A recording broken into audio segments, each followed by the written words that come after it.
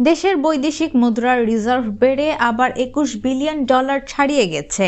বৃহস্পতিবার দিনের শুরুতে নিট রিজার্ভ ছিল $2,136 কোটি বা $21 বিলিয়ন উপরে। একই দিনে গ্রস রিজার্ভ ছিল $2,620 কোটি বেশি। ডিসেম্বরে রিজার্ভ বেড়েছে $262 কোটি। সাম্প্রতিক সময়ে রেমিটেন্স ও রপ্তানি আয় বাড়ায় ও আমদানি ব্যয় নিয়ন্ত্রণে থাকায় রিজার্ভ বাড়ছে। বৃহস্পতিবার প্রকাশিত কেন্দ্রীয় ব্যাংকের প্রতিবেদন থেকে এসব তথ্য পাওয়া গেছে।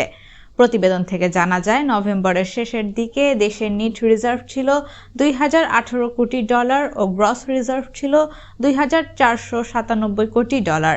বৃহস্পতিবার দিনের শুরুতে নিট রিজার্ভ বেড়ে দাঁড়িয়েছে $2,136 কোটি ও গ্রস রিজার্ভ বেড়ে দাঁড়িয়েছে $2,620 কোটি উপরে।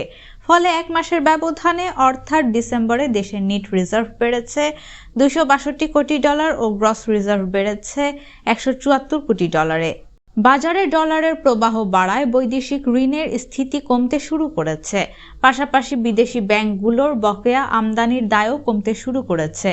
5 আগস্ট আওয়ামী লীগ সরকারের পতনের সময় আমদানি খাতে বিদেশি ব্যাংকগুলোর কাছে বকেয়া দায় ছিল $370 কোটি, যা গত 5 মাসে $330 কোটি পরিশোধ করা হয়েছে। এখন বকেয়া রয়ে গেছে $40 কোটি।